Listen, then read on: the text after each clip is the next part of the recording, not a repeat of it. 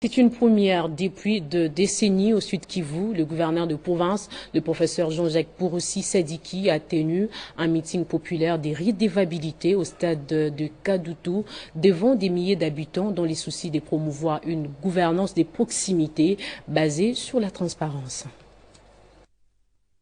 Sous le soleil d'après-midi, le gouverneur du Sud Kivu, le professeur Jean-Jacques Pouroussi Sadiki, en train de saluer la population, direction le stade de la Concorde de Kadutu, où l'attendaient des milliers de personnes venues assister au meeting populaire, appelé ici meeting de redevabilité. Après les honneurs de la police nationale congolaise, il fait son entrée au stade.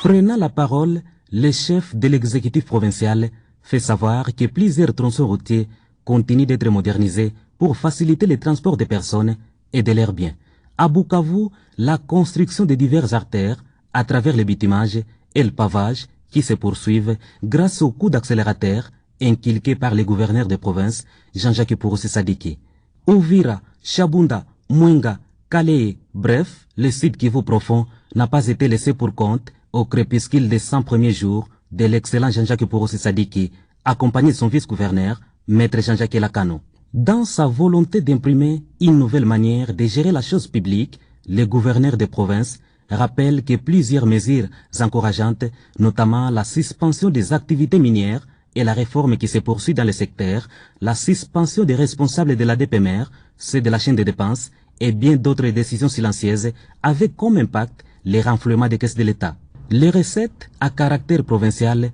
ont fait un score significatif de 600 000 $ américains en juin dernier, avant la venue de l'actuel locataire de Nyamoma à 1 503 000 $ américains de mobilisation mensuelle pour le mois d'août. Dans sa proximité légendaire, le patron de l'exécutif provincial s'était rendu dans les territoires de Chabunda, Uvira, Calais et Walungu pour cerner au mieux les problèmes et y apporter des solutions idoines avant de vanter les prouesses enregistrées dans le domaine sécuritaire. Pour la première fois de l'histoire de la province du Sud Kivu, une rétrocession a été offerte aux entités territoriales décentralisées pour le financement des projets uniques évalués à 60 000 $ américains dans les villes d'Uvira, ville de Baraka, territoire de Fizi, territoire d'Uvira, territoire de Chabunda pour le premier panier. Une autre rétrocession de 500 millions de francs congolais a été annoncée en faveur d'autres entités, parmi lesquelles les 3 communes de la ville de Bukavu.